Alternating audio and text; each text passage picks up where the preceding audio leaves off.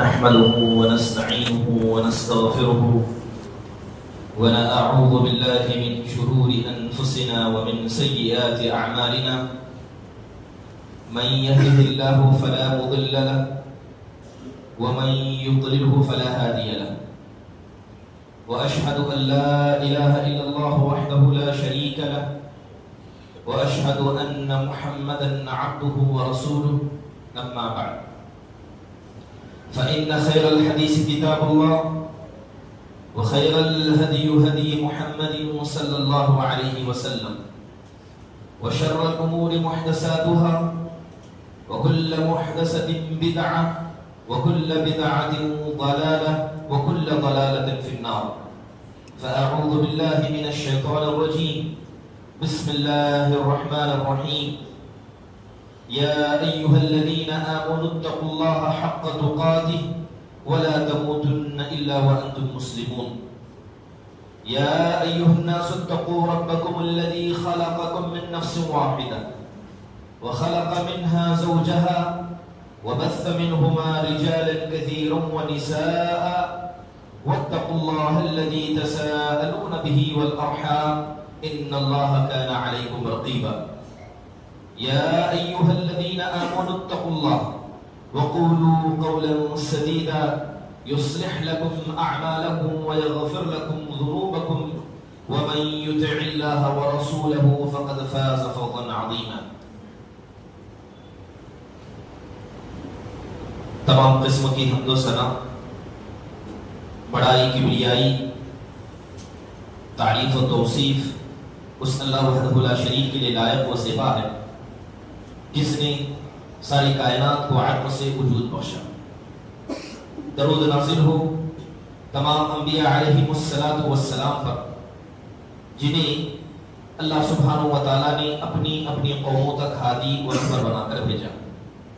خصوصاً ہمارے اور آپ کے آخر نبی جناب محمد الرسول اللہ صلی اللہ علیہ وسلم کے ذات گرامی پر جنہیں اللہ سبحانہ و تعالیٰ نے ایک ایسی شریعت سے نوازا جو شریعت رات کی تاریکی میں بھی دن کی طرح واضح اور روشن ہے. محترم حاضرین، اللہ سبحانہ و تعالیٰ ارشاد فرماتے ہیں یا ایھا الذین آمنوا اتقوا اللہ حق تقاتہ کہ اے ایمان والو تم اپنے رب سے ڈرو اور اسی طرح ڈرو جس طرح کہ اس سے ڈرنے کا حق ہے، اور کوشش کرو کہ تمہیں موت نہ آئے مگر اس حال میں کہ تم مسلمان ہو. ایک دوسری حدیث میں اللہ کے نبی علیہ السلام نے ارشاد فرمایا ان قلوب العباد بین اصبع من اصابع الرحمن کہ ساری انسانیت کے دل یہ اللہ تعالیٰ کے انگلیوں کے درمیان یا اللہ کی انگلی پر ہے. یقلبها کیف یشاء، اور اللہ لوگوں کی دلوں کو یعنی ان کے ایمان، ان کی گمراہی کو اور اسی طرح ان کی کامیابی یا ناکامیابی کو اللہ جب چاہے اسے پلٹ دیتا ہے. محترم حاضرین، بات اگر کریں ایک مسلمان کی زندگی کی تو حقیقت یہی ہے کہ معنی نہیں رکھتا کہ آپ نے زندگی کیسے گزاری ہے. یہ بات معنی نہیں رکھتی کہ ابھی آپ کس حال میں ہیں. معنی یہ بات رکھتی ہے کہ آپ کا انتقال کس حالت میں ہوتا ہے. اس لیے کہ حدیث کے اندر آپ علیہ الصلوۃ نے کہا انما الاعمال بالخواتیم، اعمال کا دار و مدار، اور یہاں ابن کثیر کہتے ہیں اعمال سے مراد ان اعمال کی بنیاد پر جو انسان کو کامیابی ملنے والی ہے اس کا دار و مدار انسان کے خاتمے پر ہے. لہذا انسان کا خاتمہ طے کرے گا کہ اس کا نتیجہ صحیح ہوگا یا اس کا نتیجہ غلط ہوگا. محترم حاضرین، اسی لیے اگر آپ شریعت اسلامیہ کو پڑھیں اور قرآن اور حدیث اور سلف صالحین کی سیرتوں کو پڑھیں تو ان میں کے اکثر نہ اپنی عبادتوں پر فخر کرتے تھے، نہ اپنے گناہوں پر اللہ تبارک و تعالیٰ کی مغفرت کے مسئلے میں ڈھیل دیتے تھے. انہیں ہمیشہ دل میں ڈر لگا رکھتا تھا کہ کہیں اللہ ہمیں بری موت نہ عطا کرے. وہ حسن خاتمہ کی دعا کرتے تھے. یہ ان کا منہج، یہ ان کا طریقہ ہمیں بتاتا ہے کہ ابھی آپ کتنے بھی اچھے ہیں یہ چیز معنی نہیں رکھتی. ابھی آپ کتنے برے ہیں یہ چیز بھی معنی نہیں رکھتی، لیکن معنی یہ چیز رکھتی ہے کہ آپ کا خاتمہ اللہ نے کیسے طے کیا ہے، اور وہ خاتمہ طے کرے گا کہ آپ کے مقدر میں کامیابی ہے یا ناکامیابی ہے۔ حسن خاتمہ کہتے کسے ہیں؟ علماء اکرام نے حسن خاتمہ کی تعریف کرتے ہوئے کہا کہ انسان کو اللہ تبارک و تعالی مرنے سے پہلے ایسے عمل کی توفیق دے جس عمل سے وہ راضی ہے، خوش ہوتا ہے، یا مرنے سے پہلے گناہ کی توبہ کی اسے توفیق دے، وہ عمل کرتا ہوئے اللہ کے پاس چلا جائے۔ بعض علماء نے کہا کہ حقیقی طور پر کامیابی یہ ہے کہ انسان جب غرغرے کی حالت میں ہو اور فرشتے آ کر اس کو بشارت سنائیں، اس کو کامیابی سنائیں۔ محترم حاضرین، یہی وجہ ہے کہ اللہ تعالیٰ قرآن میں کہتا ہے ان الذین قالوا ربنا اللہ ثم استقاموا تتنزل علیہم الملائکہ، کہ بے شک جن لوگوں نے کہا کہ ہمارا رب اللہ ہے، یہ صرف زبان سے کہنے والا کلمہ نہیں ہے، رب کا معنی جن لوگوں نے کہا وہ جانتے ہیں۔ رب نام ہے ربوبیت کا، رب نام ہے کہ آپ نے اللہ کو خالق مانا ہے، آپ نے اللہ کو مالک مانا ہے، وہ رازق ہے، وہ مدبر ہے، وہ متصرف ہے، خیر اس کے ہاتھ میں ہے، شر کیا ہے انسان کے اعمال میں ہے۔ ان تمام چیزوں کے مسئلے میں جو آدمی ایمان رکھتا ہے وہ حقیقت میں اللہ کو رب مانتا ہے۔ اللہ کہتا ہے کہ جن لوگوں نے کہا کہ ہمارا رب اللہ ہے پھر اس پر وہ جمے رہے، تو ایسے لوگوں پر اللہ تبارک و تعالیٰ کے فرشتے اترتے ہیں۔ کب اترتے ہیں؟ جب ان کی غرغرے کا وقت آتا ہے۔ ایک دوسری حدیث میں اللہ کے نبی نے کہا کہ جب ایک ایمان والا اس کے موت کا وقت قریب آتا ہے اور اللہ نے اسے حسن خاتمہ عطا کیا ہے تو اللہ کے فرشتے اس کے پاس اترتے ہیں اور آ کر اس وقت اسے اللہ تعالیٰ کی جانب سے دی گئی بشارتیں سناتے ہیں۔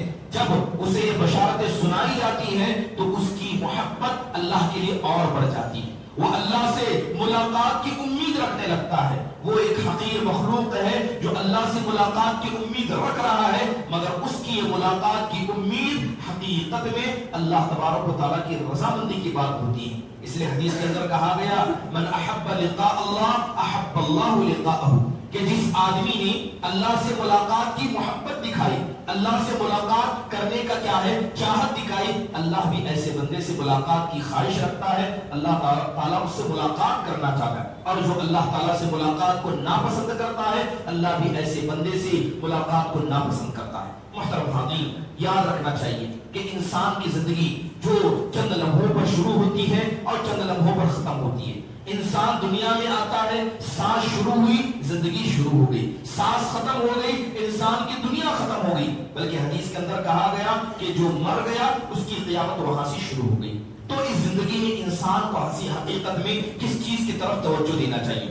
بنیادی طور پر جب تک انسان اپنے نگاہ کے سامنے اس مقصد کو یاد رکھے گا کہ ہم میں کا ہر آدمی محتاج ہے، ہم میں کا ہر آدمی فقیر ہے، وہ اللہ تبارک و تعالیٰ کے سامنے کیا ہے اپنی محتاجی کو پیش کرے گا، جب تک وہ اپنے دل میں اس جذبے کو رکھے گا شیطان اس سے دور رہے گا۔ دنیا پرستی اس کے دل پر راج نہیں کر سکتی، نہ خواہشیں اس کے دل پر آ سکتی ہیں جب تک وہ آدمی اللہ تبارک و تعالیٰ سے بے نیازی نہ دکھائے۔ لیکن ایک آدمی جسے اللہ نے جسم میں صحت دی، کھانے پینے کے لیے کمانے کی اللہ نے صلاحیت دی، گھر ہے، دنیا کی نعمت ہے، سب مل گیا، وہ آدمی اللہ کو بھول گیا۔ یاد رکھیے کہ جس آدمی نے اللہ سے بے نیازی دکھائی، جس آدمی نے اللہ تعالیٰ کو دنیا میں بھلا دیا، اللہ موت کے وقت بھی اسے بھلا دے گا، آخرت کے دن اللہ اسے بھلا دے گا۔ اور یہ اللہ کا قانون ہے کہ آپ اللہ کو یاد رکھیے، اللہ آپ کو یاد رکھے گا۔ زمین میں اللہ کے بندوں پر رحم کیجئے، وہ آسمان والا آپ پر رحم فرمائے گا۔ محترم حاضرین، ہر آدمی اللہ کے سامنے محتاج ہے۔ امام ذہبی نے امام احمد بن حنبل رحمہ اللہ کی سیرت میں ایک واقعہ نقل کیا، کہتے ہیں کہ علی بن ابی فزارہ یہ امام احمد بن حنبل رحمہ اللہ کے پڑوسی تھے، لہذا ان کی والدہ تقریباً 20 سال سے مفلوج تھی، انہیں فالج لگا ہوا تھا، بستر پر موجود تھی، لہذا ان کی والدہ نے کہا کہ امام احمد بن حنبل وقت کے بڑے اتنے امام ہیں، ان کے اتنے شاگرد ہیں، اللہ کے اتنے عبادت گزار ہیں، اے بیٹا علی جاؤ اور امام احمد سے کہنا کہ وہ میرے لیے دعا کریں۔ لہذا بیٹا آتا ہے، گھر میں آنے کے بعد کھٹکھٹاتا ہے، اندر سے آواز آتی ہے کہ کون ہے؟ تو ایک عورت کہتی ہے کہ امام احمد بن حنبل نماز پڑھ رہے ہیں۔ لہذا اندر آتا ہے، انتظار کرتا ہے. امام احمد بن حنبل کی نماز ختم ہوتی ہے تو وہ پڑوسی کہتے ہیں کہ میری والدہ نے آپ سے درخواست کی ہے کہ آپ ان کے لیے دعا کریں، آپ ان کے لیے دعا کریں. آپ جانتے ہیں کہ وہ 20 سال سے مفلوج ہے، دعا کیجئے. تو امام احمد بن حنبل رحمہ اللہ کا چہرہ مارے غصے کے لال ہو گیا. کہنے لگے کہ جاؤ اپنی والدہ سے کہو کہ وہ میرے لیے دعا کرے، کیونکہ جتنی ضرورت تمہاری والدہ کو دعا کی ہے، جتنی محتاجی تمہاری والدہ اپنے رب کے سامنے دکھاتی ہے، اس سے زیادہ محتاج یہ امام احمد بن حنبل ہے تاکہ وہ اللہ کی رحمت کو پائے.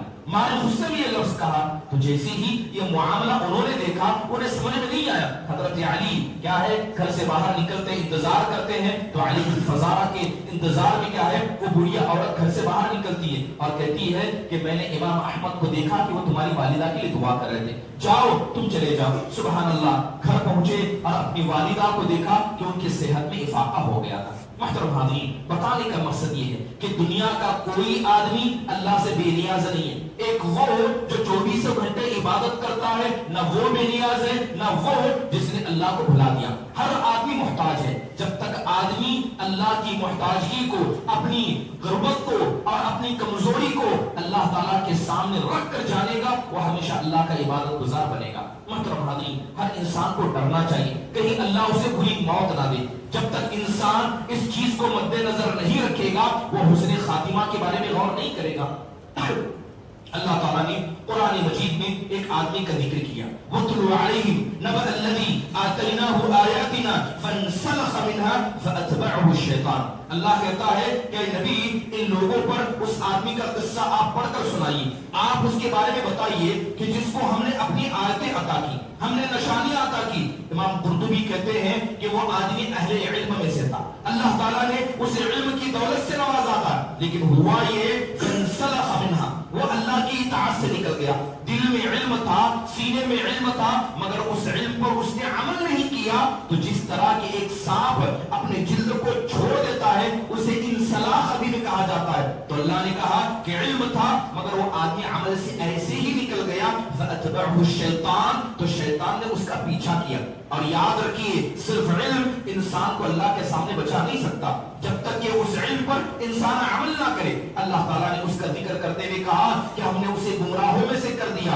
اگر ہم چاہتے تو علم کے بعد اسے عمل کی توفیق دیتے اور اس کے مقام کو بدل دیتے، لیکن اللہ تعالیٰ نے اس کے لیے گمراہی کو چنا، یہاں تک کہ وہ آدمی زمین میں دھستا گیا. اس کی مثال اس آدمی کی جیسی ہے، بلکہ اللہ تعالیٰ نے آگے چل کر کتے کی مثال دی. محترم حاضرین، حدیث رسول کے اندر بھی اللہ کے نبی علیہ السلام کہتے ہیں کہ پچھلے زمانے میں ایک آدمی تھا جو قرآن کی تلاوت کرتا تھا، یعنی جو کتاب ان کو عطا کی اس کی وہ تلاوت کرتا تھا، یہاں تک کہ اس تلاوت سے اس کا چہرہ منور تھا، اس کی زندگی منور تھی. لیکن یکایک اس آدمی نے عمل کو چھوڑ دیا اور اسلام کو پیچھے چھوڑ دیا. تو اللہ تبارک و تعالیٰ نے کیا کیا؟ صرف عمل کو چھوڑنے کی وجہ سے اس کے علم کو برباد کر دیا اور وہ آدمی گمراہوں میں سے ہو گیا. بلکہ حدیث کے اندر بتایا گیا کہ ایک آدمی تھا جو عالم دین تھا، لیکن اچانک شیطان اس کے دل میں آتا ہے، اس کی پڑوسی سے جھگڑا ہو جاتا ہے، وہ پڑوسی پر تلوار چلا دیتا ہے، اسے کافر اور مشرک کہنے لگتا ہے.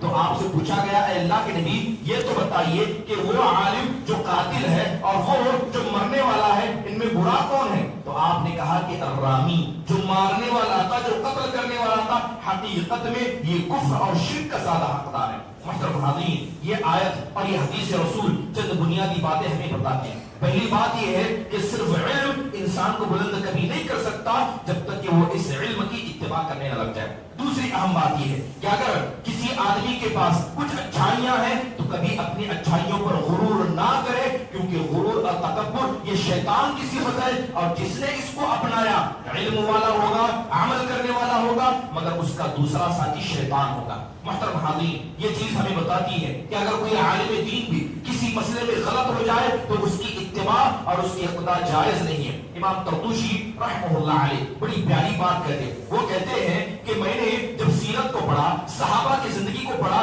تو مجھے ایک نئی بدعت کے بارے میں پتا چلا. وہ کہتے ہیں میں نے صحابہ، تابعین اور تبع تابعین تینوں کی زندگیوں کا حوالہ دے کر کہتے ہیں کہ میں نے کسی ایسے آدمی کو نہیں پایا جس نے قرآن کو پڑھا ہو، اس کے معنی کو نہ سمجھا ہو اور اس کے احکام پر عمل نہ کیا ہو۔ میں نے کسی کو ایسا نہیں پایا، یعنی جتنے تھے قرآن پڑھتے تھے، اس کے معنی کو سمجھتے تھے، اس کی تقاضوں پر عمل کرتے تھے، لیکن کہتے ہیں اس کے بعد ایک ایسی بدعت آئی کہ لوگ قرآن کو پڑھتے تو ہیں مگر اس کے معنی کو سمجھتے نہیں اور نہ اس پر عمل کرتے ہیں۔ یہ ایسی بدعت ہے جو سلف صالحین کے زمانے میں نہیں تھی، اور کہنے لگے ایسے ہی لوگ گمراہ ہوں گے، کیونکہ ایسے ہی لوگ کیا ہے، اللہ تبارک و تعالیٰ کے حقیقی طور پر نافرمان ہوں گے۔ امام مجاہد بن جبر المکی جو ابن عباس رضی اللہ عنہ کے تلامذہ میں سے ہیں، ان کے بارے میں آتا ہے کہ وقت کے بڑے امام تھے، بڑے محدث تھے، وہ ہمیشہ اللہ سے دعا کیا کرتے اور لوگوں سے کہا کرتے کہ تم میرے لیے دعا کرنا کہ اللہ مجھے حسن خاتمہ عطا کرے۔ درس شروع کرنے سے پہلے ذکر کرتے، درس کرنے کے بعد اللہ سے دعا کرتے۔ یقیناً اللہ تعالیٰ نے ان کی اس دعا کو سن لیا۔ مکہ آئے تھے، عمرہ کرنے کی نیت سے پہنچے تھے، سفر کے لوٹ کر آئے تھے، کعبۃ اللہ میں داخل ہوتے ہیں، سجدہ کرتے ہیں اور اللہ تعالیٰ اسی سجدے کی حالت میں انہیں دنیا سے اٹھا لیتا ہے اور اسی سجدے کی حالت میں ان کا انتقال ہو جاتا ہے۔ محترم حاضرین، اللہ تبارک و تعالیٰ کا قانون ہے کہ جب تک ایک انسان اللہ سے نہیں مانگتا اللہ اسے نہیں دیتا۔ حسن خاتمہ مانگیے، برے خاتمے سے پناہ مانگیے، اللہ دے گا۔ اگر آپ اس پر توجہ نہیں دیں گے، ایسا نہیں ہو سکتا کہ اللہ تبارک و تعالیٰ کسی انسان پر رحم کرتے ہوئے جبکہ وہ گنہگار ہے، اللہ سے مانگتا نہیں، اس کے ذکر سے اعراض کرتا ہے اور اللہ تعالیٰ ایسے ہی اسے کامیابی عطا کرے۔ محترم حاضرین، ایک اہم بات آپ کو سمجھنی ہوگی کہ کچھ لوگ ایسے تھے جنہوں نے قرآن کو اترتے دیکھا تھا۔ آپ دیکھیے کہ ہدایت اور گمراہی یہ کس قدر نصیب میں آتی ہے۔ آپ نے منافقوں کے بارے میں سنا جو جناب محمد رسول اللہ صلی اللہ علیہ وسلم کے صحابہ کے ساتھ رہا کرتے۔ کیسے لوگ تھے؟ انہوں نے اللہ کے نبی کو نگاہوں سے دیکھا تھا، قرآن کو اترتے دیکھا تھا، فرشتوں کو اترتے دیکھا تھا، صحابہ کے ایمان کو دیکھا تھا، لیکن کیا ان کے دل میں ایمان داخل ہوا؟ نبی کے پیچھے نماز پڑھتے، مسجد نبوی میں ہوتے، صحابہ کی قربانیاں دیکھتے، اس کے بعد بھی اللہ نے ان کو ایمان کی توفیق نہیں دی۔ ایک مرتبہ بیٹھے تھے، غزوہ تبوک کا موقع تھا، ہنسی مذاق کر رہے تھے، کرتے کرتے کہنے لگے کہ لم ارا کقرائنا ہؤلاء ارغب بطونا واجلب عند اللقاء ولا اکذب السنا۔ کہنے لگے کہ یہ جو قرہ ہے، یعنی جو حافظ قرآن صحابہ ہیں، ان کے بارے میں کہتے ہیں یہ جو قرہ ہیں ان سے زیادہ موٹو، یعنی ان سے زیادہ پیٹ کو ماننے والے، کھانے والے ہم نے کسی کو نہیں دیکھا، ان سے زیادہ بزدل ہم نے کسی کو نہیں دیکھا، نہ زبان کا جھوٹا دیکھا۔ بتایا جاتا ہے کہ ایک صحابی نے اس بات کو سنا، کہا کہ خدا کی قسم تم نے جو کچھ صحابہ کے بارے میں کہا ہے میں جا کر اللہ کے نبی کو بتاؤں گا۔ تو انہوں نے کہا کہ آدمی آیا، حدیث کے اندر بیان کیا گیا کہ اللہ کے نبی تبوک کے لیے نکل رہے ہیں، وہ آدمی آیا اور اللہ کے نبی علیہ السلام کے اونٹ کو پکڑ لیا۔ بعض روایت میں گھوڑے کا ذکر آتا ہے، اونٹ کو پکڑ لیا اور اس کے پیر زمین سے رگڑ رہے تھے۔ وہ کہہ رہا تھا اے اللہ کے نبی ہم نے مزاح میں کہا، ہم نے دل میں رکھ کر سیریس سے نہیں کہا ہے۔ اللہ کے نبی علیہ السلام کہنے لگے کہ اللہ نے تمہارے بارے میں آیتیں اتاری۔ اللہ کہتا ہے وَلَئِن سَأَلْتَهُمْ لَيَقُولُنَّ إِنَّمَا كُنَّا نَخُوضُ وَنَلْعَبُ قُلْ أَبِاللَّهِ وَآيَاتِهِ وَرَسُولِهِ كُنتُمْ تَسْتَهْزِئُونَ۔ اللہ نے کہا کہ آپ اگر ان سے پوچھیں گے تو یہ کہیں گے ہم تو ہنسی مذاق کر رہے تھے۔ اے نبی ان سے کہیے کہ آپ تم اللہ سے، اس کے رسول سے اور اللہ کی نشانیوں سے ہنسی مذاق کرتے ہو۔ تم نے زبان سے کلمہ کہا، فرق نہیں پڑتا کہ دل میں جو ہو، تم نے زبان سے ایسا کلمہ کہا، اللہ تعالیٰ نے تمہیں ایمان کے بعد کفر کے دروازے تک پہنچا دیا، اب اللہ تعالیٰ کا عذاب تمہارے لیے طے ہے۔ تو یہ آیت بتاتی ہے کہ زبان سے بھی دل میں ہو نہ ہو، اگر آپ نے زبان سے بھی اللہ کا مذاق اڑایا، اس کے رسول کا مذاق اڑایا، اس کے کسی شعیرے کا مذاق اڑایا، یہ انسان کو کفر کے دروازے تک لے جاتا ہے۔ جناب محمد رسول اللہ صلی اللہ علیہ وسلم خود اللہ سے ثابت قدمی مانگا کرتے تھے۔ اللہ کے نبی کے صحابہ جن کے لیے جنت کی بشارت دی گئی وہ اللہ تعالیٰ سے ثابت قدمی مانگا کرتے تھے۔ سفیان الثوری رحمہ اللہ کا جب بھی ذکر آتا، سفیان الثوری رحمہ اللہ کے پاس جب بھی صحابہ کا ذکر آتا رونے لگتے اور کہنے لگتے کہ مجھے پتا ہے کہ میرا رب جانتا ہے۔ کیا کہتے ہیں کہ مجھے پتا ہے کہ میرا رب جانتا ہے کہ میں جنتی ہوں یا جہنمی، میرے رب کو پتا ہے۔ رونے لگ جاتے اور کہنے لگتے کہ میرا رب جانتا ہے کہ میرا مقام کہاں ہے۔ اللہ تعالیٰ سے کہتے اے میرے رب امید امید ہے کہ میرا مقام جنتی میں ہوگا. بلکہ مالک بن دینار رحمہ اللہ کے بارے میں آتا ہے کہ جب بھی جنت و جہنم کا ذکر آتا زار و قطار ہوتے اور کہتے ایک جماعت ایسی ہے جسے اللہ نے جہنم کے لیے پیدا کیا, ایک جماعت ایسی ہے جسے اللہ نے جنت کے لیے پیدا کیا. اے اللہ تو ہی بہتر جانتا ہے کہ مالک کا مقام کہاں ہے, مالک کا مقام کہاں ہے. یقین جانیے ہم میں سے ہر آدمی کا فیصلہ ہو چکا, ہمارے نام درج ہو چکے ہیں, قبر میں کیا ہونے والا ہے لکھ دیا جا چکا ہے. اتنا معلوم ہونے کے بعد بھی اگر کوئی آدمی دنیا میں آنے کے بعد اللہ سے نہ ڈرے, ابھی موقع ہے اللہ سے توبہ کرے, اپنے دل میں اخلاص کو پیدا کرے, کیونکہ فیصلے ہو چکے ہیں. لیکن یہ فیصلے اللہ کی رحمت کی بنیاد پر ہوتے ہیں, اور اللہ کی رحمت عمل کے بغیر کسی انسان کو نصیب نہیں ہوتی. تصور کریں کہ اس روئے زمین پر سب سے زیادہ عمل کرنے والا کون شخص ہے؟ آپ کو پتا ہے کہ انبیاء وہ مقدس ہستیاں ہیں کہ انہوں نے جو کچھ بتایا اگر امت عمل کرے گی تو ان نبیوں کو اس امت کا ایک ثواب ملے گا. سب سے بڑی امت یہ امت محمدیہ ہے. اللہ کے نبی جانتے تھے کہ یہ امت سب سے بڑی ہے, اور اس امت میں جتنا بھی ثواب ہے سب کا ایک حصہ اللہ کے نبی علیہ السلام کے پاس ہے. آپ کو پتا تھا, آپ سے پوچھا گیا اے اللہ کے نبی آپ کہتے ہیں کہ کوئی آدمی بھی اپنے عمل کے بلبوتے پر جنت میں نہیں جا سکتا, ولا انت یا رسول اللہ. اے اللہ کے نبی بات ہماری چھوڑیے, آپ تو ساری امت کا ثواب رکھتے ہیں, کیا آپ بھی اپنے عمل کے بلبوتے پر جنت میں نہیں جا سکتے؟ آپ نے کہا کہ نہیں, میں بھی نہیں جا سکتا الا یہ کہ اللہ تعالیٰ کی رحمت مجھے نصیب ہو جائے. سبحان اللہ. چند نمازیں آپ نے پڑھ لی, حج کر لیا, لوگوں کے ساتھ تھوڑا برتاؤ کر لیا, آپ اپنے آپ کو جنتی سمجھنے لگ گئے, اپنے آپ کو بہتر, لوگوں کو حقیر سمجھنے لگ گئے. آپ نے مان لیا کہ اللہ کی رحمت تو ہمارے لیے تیے. سبحان اللہ. یہ شیطان کا دھوکہ ہے, اور شیطان اللہ کے مسئلے میں انسان کو دھوکے میں لا کر رکھ دیتا ہے. محترم حاضرین, کبھی بھی اپنی ظاہری عبادتوں پر آپ غرور نہ کریں, کیونکہ جنہوں نے غرور کیا وہ شیطان کے دین چل گئے. آپ کو پتا ہونا چاہیے کہ اس روئے زمین پر سب سے بہترین مخلوق جو عبادت میں ان کی کوئی مثیل نہیں ہے, وہ کون ہے؟ وہ اللہ کے فرشتے ہیں, جنہوں نے کبھی اللہ کی نافرمانی نہیں کی. قیامت کا دن آئے گا, قیامت کا دن آئے گا, فرشتے سب لگا کر کھڑے ہوں گے, انسانوں کو جمع کیا جائے گا. جیسے ہی اللہ تبارک و تعالیٰ اس آسمان اس دنیا پر آئے گا, فرشتے سب سے پہلے اللہ کے سامنے عذر پیش کریں گے اور کہیں گے سبحانک ما عبدناک حق عبادتک. انسان منہ نہیں کھول پائیں گے لیکن فرشتے منہ کھولیں گے اور کہیں گے اے ہمارے پروردگار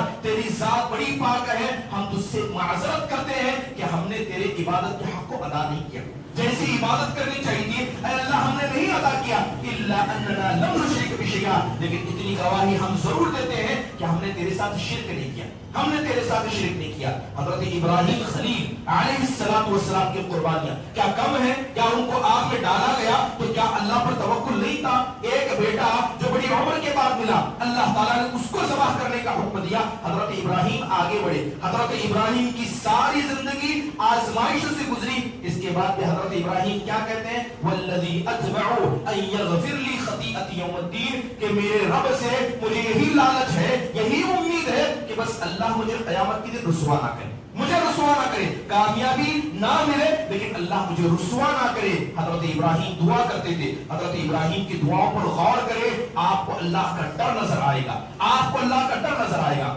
محترم حاضرین, حضرت عائشہ رضی اللہ عنہا, کیا ان کی جنت کی بشارتیں اللہ کے نبی نے نہیں سنائی؟ وقت کی بڑی محدثہ عالمہ تھی.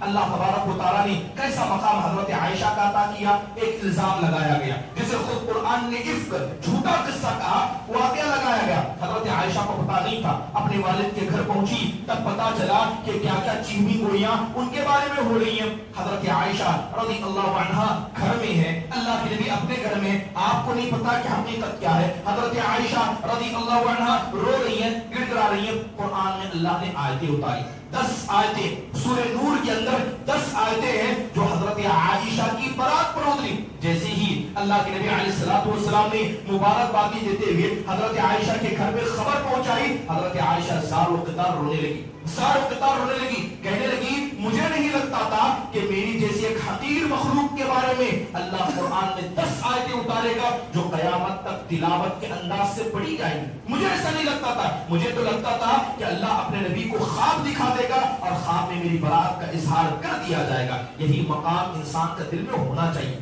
آپ کا مقام کیا ہے کہ اللہ کے فرشتے جانے، لیکن اگر آپ نے اپنے مقام کو دیکھا بلند، اس بات کو یاد رکھیے شیطان ہمیشہ انسان کو دھوکے میں ڈالے گا۔ محترم حاضرین، بری موت یہ لوگوں کے مقدر میں لکھ دی گئی ہے۔ بری موت سے پناہ مانگنا اور اللہ کے اس عذاب سے ڈرنا ہر انسان کے لیے ضروری ہے۔ ابو الدرداء رضی اللہ عنہ کہتے ہیں کہ واللہ ما من احد ان یسلب اللہ ایمانہ عند موتہ ومن لا یخف بمکر اللہ، کہتے ہیں کہ جو آدمی اللہ کے مکر سے اس کے انتقال کے وقت مامون ہو جاتا ہے، مرنے کا وقت آیا اسے لگا کہ نہیں میں تو کامیاب ہوں، میں نے تو ایسا کیا، میں نے تو ویسا کیا، جو اپنی موت کے قریب اپنے انتقال سے پہلے اللہ کے مکر سے مامون ہو جاتا ہے، اللہ اسے ایمان کی توفیق نہیں دیتا ہے، اللہ تعالیٰ اسے بڑی موت پر مبتلا کر دیتا ہے۔ حضرت سفیان الثوری رحمہ اللہ کے، حضرت سفیان بن عوینہ رحمہ اللہ کے بارے میں آتا ہے جب ان کے انتقال کا وقت آیا رونے لگے، زار و قطار رونے لگے، تو لوگوں نے کہا آپ تو امام ہیں، آپ کے شاگردوں کی اتنی بڑی تعداد ہے، کیا اللہ تعالیٰ کے بارے میں آپ نہیں جانتے کہ اللہ غفور ہے، اللہ رحیم ہے؟ تو کہتے ہیں یہ سب چیزیں میں جانتا ہوں، بس مجھے یہ نہیں پتا کہ میرا معاملہ کیسا ہوگا، میرے انتقال کے وقت میری زبان پر کیا آئے گا۔ اگر مجھے ابھی پتا چل جائے کہ انتقال کے وقت میرا معاملہ ایسا ہوگا، اگر میرے گناہ پہاڑ برابر بھی ہوں گے مجھے اس کی پرواہ نہیں ہوگی، کیونکہ میں نے اللہ کے ساتھ شرک نہیں کیا، میں نے اللہ کے ساتھ شرک نہیں کیا، مگر میں اپنے خاتمے کے بارے میں نہیں جانتا ہوں۔ محترم حاضرین، یہ اللہ تعالیٰ کے مکر سے ڈرنا کہ اللہ تعالیٰ انتقال سے پہلے انسان کی بری موت لے آئے، اس مکر سے ڈرنا ہر انسان کے لیے واجب و ضروری ہے۔ ابن ابی ملیکہ رحمہ اللہ کہتے ہیں کہ ادرکت 30 من اصحاب رسول اللہ صلی اللہ علیہ وسلم کلهم یخافون النفاق علی نفسی، کہتے ہیں کہ میں نے 70 سے زیادہ صحابہ کو، معذرت کے ساتھ میں نے 30 سے زیادہ صحابہ کو دیکھا ہے، میں نے ان سے ملاقات کی ہے، سب کے سب اپنے نفس پر نفاق کا ڈر محسوس کرتے تھے، کہیں ہم منافق تو نہیں ہیں۔ اس کی ایک زندہ مثال حضرت عمر بن خطاب رضی اللہ عنہ کی ہے۔ کیا ان کو جنت کی بشارت نہیں سنائے گی؟ کیا جنت میں ان کا گھر اللہ کے نبی نے اپنے نگاہوں سے نہیں دیکھا؟ کیا ان کا مقام جنت میں کیا ہے بتائے نہیں دیا؟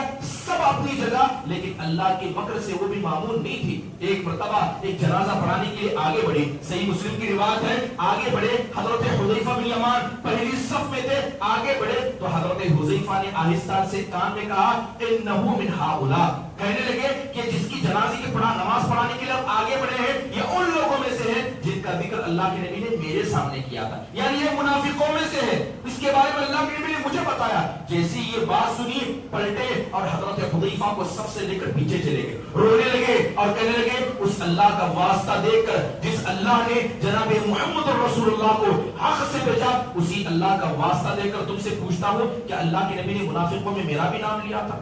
تمہیں تو پتا ہے کہ کون منافق ہے، جب اس کے بارے میں جانتے ہو یہ تو بتاؤ کہ اللہ کے نبی نے میرا بھی نام لیا تھا۔ سبحان اللہ، یہ اللہ کا مکر ہے، یہ اللہ تبارک و تعالیٰ کے مسئلے میں ڈر ہے۔ حضرت ام سلمہ رضی اللہ عنہا نے ایک روایت بیان کی، اللہ کے نبی علیہ الصلوۃ والسلام نے کہا ان من اصحابی لمن لا یرانی بعد ان اموت ابدا، اللہ کے نبی نے کہا کہ میرے ساتھیوں میں کچھ ایسے ہیں کہ میں جب دنیا سے چلا جاؤں گا کبھی وہ مجھے دوبارہ نہیں دیکھیں گے، یعنی قیامت کے دن میری ان سے کبھی ملاقات نہیں ہوگی۔ حضرت عبد الرحمن بن عوف کو یہ حدیث پتہ چلی، سیدھے حضرت عمر کے پاس آئے، حدیث بیان کر کے رونے لگے۔ حضرت عمر نے پوچھا کس نے بیان کیا؟ ام سلمہ رضی اللہ، فوراً گھر کی طرف گئے، فوراً گھر گئے، دروازہ کھٹکھٹایا اور حضرت عمر ہچکیاں لے کر رو رہے تھے اور کہنے لگے اے میری ماں تمہیں پتا ہے کہ اللہ کے نبی نے تمہارے سامنے حدیث بیان کی، میں اسی اللہ کا واسطہ دے کر پوچھتا ہوں جس اللہ نے حق کے ساتھ اللہ کے نبی کو بھیجا تھا، کیا تمہیں لگتا ہے کہ ان میں سے میں بھی ہوں گا؟ کیا تمہیں لگتا ہے کیا ان لوگوں میں سے میں بھی ہوں گا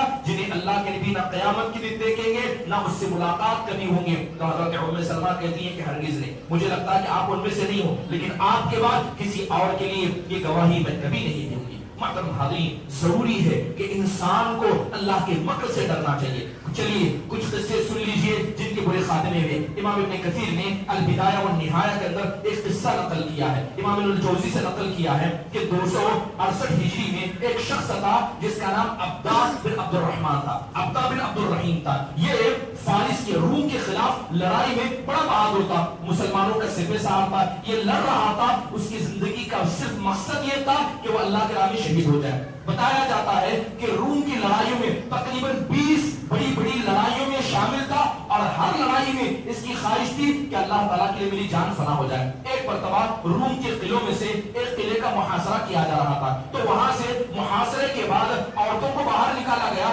ایک عورت پر اس کی نگاہ گئی, کس کی؟ عبدہ بن عبد الرحیم کی, جو بڑا سپہ سالار ہے. اب وہ عورت اسے پسند آ گئی, لہذا جیسے ہی محاصرہ ختم ہوا وہ عورت جو قیدیوں میں تھی اور کہنے لگا کہ میں چاہتا ہوں کہ تم میری بیوی بنو, تو اس عورت نے کہا کہ ایسا کبھی نہیں ہو سکتا کہ میں تمہاری ماتحت بن جاؤں یا میری محبت کے حقدار ہو جاؤں, الا یہ کہ تم اسلام کو چھوڑ دو, اسلام کو چھوڑ دو اور میرے مذہب پر آ جاؤ, اس کے بعد میں تمہاری ہوں. اس آدمی نے سمجھا کہ پہلے اسلام کو چھوڑ دیتا ہوں, بعد میں اسے بھی مسلمان بنا لوں گا. اس نے کیا کیا؟ اسلام کو چھوڑ دیا.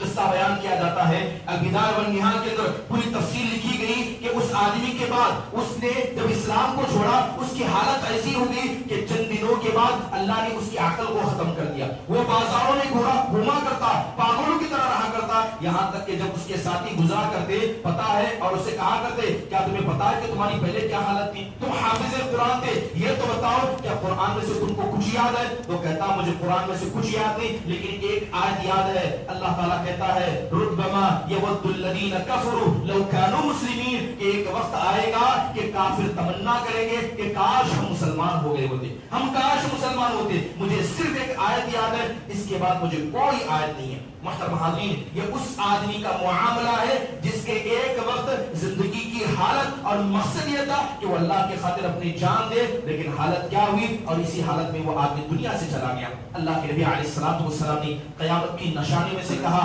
یصبح الرجل مؤمنا ویمسی کافرا, ایک وقت آئے گا کہ صبح میں مسلمان ہوگا, شام میں کافر ہوگا. بعض روایتوں میں ایمان کا ذکر آتا ہے کہ صبح میں مومن ہوگا, شام میں کافر ہو جائے گا, شام میں کافر ہوگا, صبح ہوتے ہوتے دوبارہ اس کا اسلام بدل جائے گا. ایسا وقت کہیں نہ کہیں یہ قیامت کے قریب آنے والا ہے. آج شبہات کا ایک دور جو مسلمانوں کے درمیان آ گئے, بہت سارے لوگ اپنے عقیدے کو آزماتے ہیں, بہت سارے لوگ ایسے گمراہ لوگوں کی تقریروں کو سنتے ہیں, بہت سارے لوگ گمراہ لوگ جو شبہات پیش کرتے ہیں ان کے شبہات کو سنتے ہیں اور کہتے ہیں کہ انشاءاللہ ہم اس کی باتوں کو سن کر اس کا جواب دیں گے. کیا لوگوں نے اللہ کے نبی علیہ الصلوۃ والسلام کے خلاف سوالات نہیں اٹھائے؟ آپ کی بیویوں کے حوالے سے اسلام تلوار سے پھیلا, میراث کا مسئلہ ہے, عورت کی آزادی کا مسئلہ ہے, صحابہ کا مسئلہ ہے. کتنے ایسے ہمارے نوجوان ہیں جو اپنے ایمان کو آزما رہے ہیں. انجینئر علی مرزا جیسے گمراہ لوگ جنہوں نے صحابہ کی شخصیتوں پر انگلی اٹھائی ان کو سنتے ہیں اور کہتے ہیں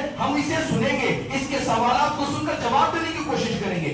آپ اس کا جواب دے نہ دیں, اپنے ایمان کی حفاظت کریں, یہ اولین واجبات میں سے. اور شبہات یاد رکھیے, امام ابن قیم رحمہ اللہ نے کہا کہ شبہ بڑا طاقتور ہے. کہتے ہیں کہ شبہات طاقتور ہے, انسان کا دل کمزور ہے. جب ایک طاقتور کمزور سے ملے گا نتیجہ کیا ہوگا آپ سب جانتے ہیں. علامہ ابن قیم رحمہ اللہ کہتے ہیں کہ میں صوفیوں کی کتابوں کو پڑھا کرتا تھا. کیا کہتے ہیں؟ میں صوفیوں کی کتابوں کو پڑھا کرتا تھا اور کوئی شبہ ہوتا میں اپنے استاد علامہ ابن تیمیہ کے پاس آتا, میں پوچھا کرتا, وہ اس کا جواب دیتے. جب یہ سلسلہ زیادہ ہوا تو علامہ ابن تیمیہ نے حضرت ابن قیم رحمہ اللہ کو ڈانٹا اور کہا کہ ان کی کتابوں کو پڑھتے کیوں ہو جس کے شبہات کا جواب تم اپنے دل میں نہیں دے سکتے. منع کیا اور کہا کہ اپنے ایمان کی حفاظت کرنا یہ زیادہ ضروری ہے کہ کسی آدمی کا تم رد کرو. کیا آج ہمارے پاس ایسے نوجوان نہیں ہیں جو ایسے کاموں کو انجام دیتے ہیں, چاہے وہ اخوانیت کی فکر ہو؟ اور آج حال یہ ہے کہ لوگ علماء سے دور ہوتے ہیں. کس لیے؟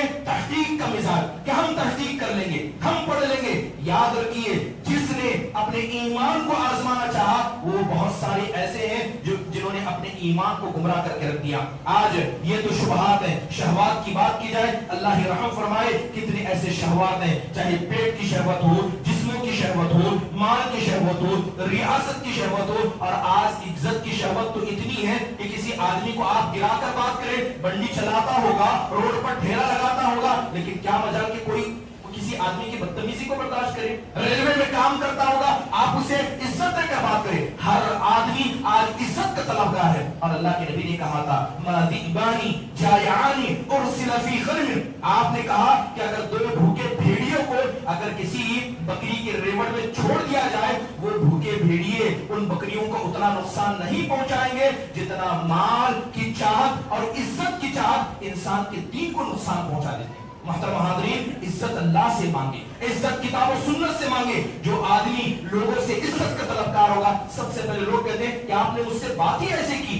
آپ مخلوق سے عزت چاہتے ہیں، جبکہ عزت اسلام میں ہے. عزت کا معیار وہ ہے جو اللہ طے کرے. اگر عزت کی بات کی جائے، انبیاء کو سڑکوں پر گھسیٹ کر مارا گیا. اللہ کے نبی بیٹھے ہیں، آپ کہتے ہیں حکیہ نبی من الانبیاء، ایک نبی کے قصے کو میرے سامنے دکھایا جائے، بیان کیا جائے. جیسے کہ آپ دیکھ رہے ہیں کہ قوم نے پکڑا، غربوہ وادموہ، قوم نے پکڑا، مارا، یہاں تک کہ وہ نبی لہولہان تھے اور لا کر کہاں بازار میں پھینکا گیا. کیا اس نبی کی عزت میں کوئی فرق آیا؟ لوگوں نے عزت کا معیار لوگوں سے بنایا. یقین جانیے یہ عزت کی چاند انسان کو برباد کر کے رکھ دے گی. محترم حاضرین، بات اگر ذکر کی جائے اچھے خاتمے کی، اچھے خاتمے کے لیے انسان کو کیا کرنا چاہیے؟ اچھے خاتمے کے لیے بنیادی طور پر انسان کو توحید کو اپنانا ہوگا، اللہ پر ایمان کو مضبوط کرنا ہوگا. جو آدمی توحید پرست ہے اور شرک سے دور ہے تو توحید اس کو فائدہ دے گی. اور یہ توحید پہلی بنیادی چیز ہے، وہ توحید جو شرک سے پاک ہے،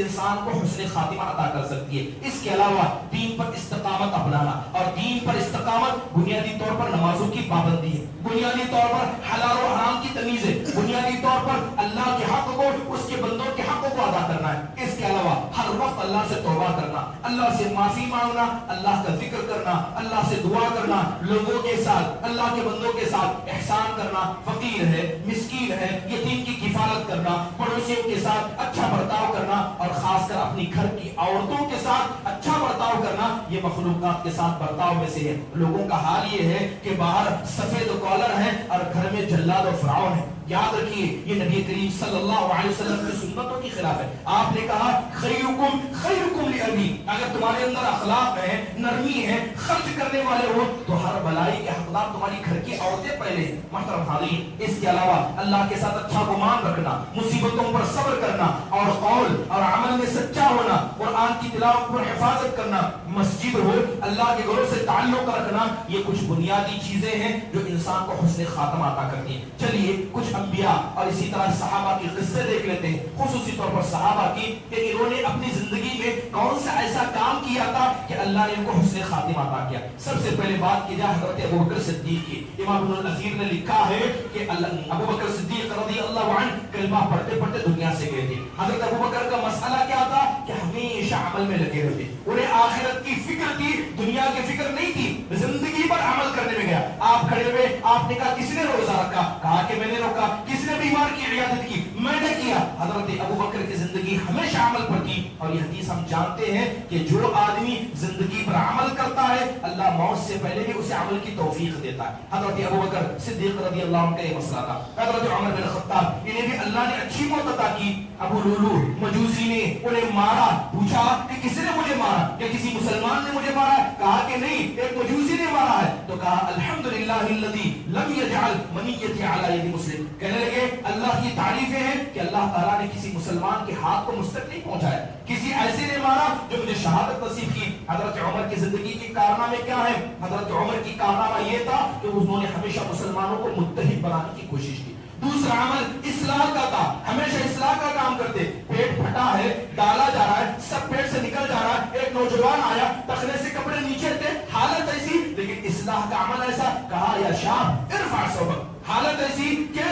انسان کے پاس ہوش نہیں ہے، لیکن کیا کہا؟ اے نوجوان اپنے کپڑے کو اٹھا لے. حضرت عمر کا اور ایک کارنامہ تھا کہ ہمیشہ نیک لوگوں کے ساتھ رہا کرتے. حضرت ابو بکر ان کے ساتھی تھے، حضرت عثمان ان کے ساتھی تھے. عشر مبشرہ بتایا جاتا ہے، بلکہ سیرت ابن ہشام میں جب ایک قصہ نقل کیا گیا اس کے نیچے اللہ ابن القیم رحمہ اللہ نے بنیادی طور پر اس بات کی طرف اشارہ کیا کہ ابن عمر رضی اللہ عنہ کی خاصیتوں میں سے بڑی خاصیت تھی کہ وہ صرف چند صحابہ کے ساتھ رہا کرتے، عام صحابہ کے ساتھ بھی نہیں رہا کرتے. اور وہ چند سب عشر مبشرہ تھے، نیک لوگوں کے سبب. حضرت عثمان بن عفان رضی اللہ عنہ روزے میں تھے، قرآن کی حالت میں تھے، قتل کیے گئے، شہید ہوئے. یہ اچھی موت کیوں ملی؟ کیونکہ یہ کرم والے تھے، یہ رحم کرنے والے تھے، سچے تھے، اور اسی کے ساتھ ساتھ بندوں کے ساتھ بڑے رحم دل تھے، اللہ کی اطاعت میں ایسے گزارنے والے تھے. حضرت علی بن ابی طالب رضی اللہ عنہ یہ نماز کی حالت میں تھے، ان کو مارا گیا کہ دیکھا کہ مارنے والا مسلمان نہیں ہے تو کیا کہا؟ فزتو ورب الکعبہ، کہنے لگے کعبے کے رب کی قسم میں تو کامیاب ہو گیا۔ حضرت علی بن ابی طالب کے کارناموں میں علم ہے، شجاعت ہے، اور اسی طرح اللہ کے دین کے لیے جانفشانی اور قربانی ہے۔ حضرت عبداللہ بن مسعود رضی اللہ عنہ یہ قرآن کے بہترین قاری تھے، ان کا بھی انتقال کلمے پر ہوا۔ حضرت معاذ بن جبل رضی اللہ عنہ ان کو طاعون کی بیماری نے پکڑا اور اللہ کے نبی نے کہا تھا یہ طاعون اس امت کے لیے رحمت ہے۔ حضرت معاذ بن جبل کا مسئلہ کیا تھا؟ یہ حلال و حرام کو جانتے تھے، یہ دین کے ایک بڑے فقیہ تھے۔ بس آپ جائیے کہ جن لوگوں کو اللہ نے اچھی موت عطا کی، حسن خاتمہ عطا کیا، ان کی زندگیوں کو پڑھیے، ان کے اعمال کو پڑھیے، آپ کو نتیجہ سمجھ میں آئے گا کہ اچھی موت انسان کو کیسے نصیب ہوتی ہے۔ محترم حاضرین، یاد رکھیے کہ جو انسان زندگی پر جو عمل کرتا ہے اسی عمل پر اس کا خاتمہ ہوتا ہے۔ امام ابن قیم رحمہ اللہ نے اپنی کتاب الجواب الکافی میں ایک آدمی کا ذکر کیا، جب اس کے انتقال کا وقت آیا تو اس سے کہا گیا قل لا الہ الا اللہ، اس سے کہا گیا کہ تم لا الہ الا اللہ کہنے لگو، تو وہ کہنے لگا کہ زندگی بھر میں نے ایک نماز نہیں پڑھی، اب لا الہ الا اللہ پڑھ کے کیا کروں گا؟ انتقال کا وقت ہے، اسے کلمہ پڑھایا جا رہا ہے اور کہتا ہے کہ میں نے زندگی پر عمل نہیں کیا تو اب کلمہ پڑھ کے کیا کروں گا؟ اسی حال میں وہ دنیا سے چلا گیا۔ امام ابن رجب نے جامع العلوم والحکم کے اندر ایک آدمی کا قصہ ذکر کیا کہ شراب پیتا تھا لیکن اس کا بیٹا کیا ہے؟ ایک عالم دین کا ساتھی تھا۔ انتقال کا وقت آیا، باپ کے پاس آیا اور باپ سے کہتا ہے اے ابا کلمہ پڑھ لیجیے، اے ابا کلمہ پڑھ لیجیے۔ اس کی آنکھیں بند ہونے لگی، وہ کہنے لگا کہ لاؤ مجھے شراب پلاؤ، لاؤ مجھے شراب پلاؤ۔ یہ کہتے کہتے وہ دنیا سے چلا گیا۔ ایک آدمی امام ابن قیم نے اس قصے کو ذکر کیا ہے کہ وہ آدمی گانا گایا کرتا تھا، اسے گانا بڑا پسند تھا۔ لوگوں نے اسے کہا کلمہ پڑھ، تو اپنے زبان سے گانے کو پیش کرنے لگا۔ ایک تاجر تھا، اس کے انتقال کا وقت آیا، کلمہ پڑھنے کے لیے کہا گیا، غرغرے کی حالت میں کہتا ہے یہ سستا ہے، یہ مہنگا ہے۔ یہ کہتے کہتے دنیا سے چلا گیا۔ ایک دنیا پرست سے اس کے انتقال کے وقت کلمہ پڑھنے کے لیے کہا گیا، وہ کہنے لگا کہ یہ میرے بیٹے کا ہے، یہ میری بیٹی کا ہے۔ دنیا پرست تھا، دین کے بارے میں کوئی توجہ نہ تھی، مرتے وقت بھی مال کے بارے میں کہہ کے مر گیا۔ یہ کتنی ایسی نصیحتیں ہیں جو ہمارے سامنے ذکر کرتی ہیں کہ انسان جن گناہ میں ملوث ہوگا موت کے وقت گناہ سامنے آئیں گے۔ آخری نصیحت یہ ہے کہ ہمیشہ موت کے لیے تیار ہے، اور موت کے لیے تیار رہنا مطلب اللہ کی اطاعت میں لگے رہنا۔ اس لیے اللہ نے کہا فَلَا تَمُوتُنَّ إِلَّا وَأَنْتُمْ مُسْلِمُونَ، اور دنیا میں آجزی کی زندگی گزاریے، موت کو ہمیشہ یاد رکھیے۔ اور انسان کو کیسے یاد رکھنا چاہیے؟ ایسے یاد رکھنا چاہیے کہ وہ زندہ نہیں، وہ قبر میں ہے۔ کوئی ایک لمحہ کے لیے، چند لمحات کے لیے اپنے آپ کو مان لیجیے آپ قبر کے نیچے ہیں، غور کر کے دیکھیے کیا آپ کو فائدہ دے گا؟ کیا وہ بھائی، کیا وہ اولاد، وہ بیوی بچے، وہ مال جس کے لیے آپ اپنی زندگی قربان کر رہے ہیں، کیا وہ قبر میں آپ کو ساتھ دیں گے؟ یہ نمازیں، یہ مسجدیں، یہ اللہ کا ذکر، یہ اس کے شعائر ہی انسان کو کام دیں گے۔ اس کے علاوہ ہمیشہ اللہ سے دعا کرنا، اللہم احسن خاتمتی فی الامور کلھا واجرنی من خزي الدنیا وعذاب الآخرہ، ایسی دعائیں پڑھنا جو حسن خاتمے کی ہیں۔ اس کے علاوہ حقیقی طور پر انسان کو اگر امید رکھنا چاہیے وہ اعمال کی امید رکھنا چاہیے کہ اللہ مجھے نیک عمل کرنے کی توفیق دے، مال کی امید نہ رکھا کریں۔ اللہ نے کہا والباقیات الصالحات خیر عند ربک ثوابا وخیر عملا۔ اللہ کے نبی علیہ الصلوۃ والسلام بیٹھے تھے، آپ نے دو لکیر کھینچی، ایک چھوٹی لکیر ایک بڑی لکیر۔ آپ نے کہا یہ چھوٹی لکیر انسان کی زندگی ہے اور یہ بڑی لکیر انسان کی خواہشات ہیں، یہ اس کی تمنا ہے۔ یہ خواہشیں اللہ کی اطاعت کے لیے کریں، فائدہ دیں گی، اگر یہ خواہشیں آپ دنیا کے مال کے لیے کریں گے یہ نقصان میں ہوگی۔ اللہ سے دعا ہے اللہ تبارک و تعالی ہم سب کو حسن خاتمے کی توفیق نصیب فرمائے۔ اللہ ایسی توحید عطا کرے جو شرک سے پاک ہو، اللہ ایسے متبع سنت ہمیں بنائے جو بدعتوں سے دور ہو۔ اللہ تعالیٰ اس کے لیے ہمیں مخلص بنائے، ایمان والا بنائے، نمازوں کو پابند بنائے، اللہ کے بندوں پر رحم کرنے والا بنائے، قناعت پسند بنائے۔ اللہ دنیا پرستی، خواہش پرستی سے بچا کر رکھے، آمین۔ اقول قولی ھذا واستغفر اللہ لی ولکم ولسائر المسلمین من كل ذنب فاستغفروه انه هو الغفور الرحیم۔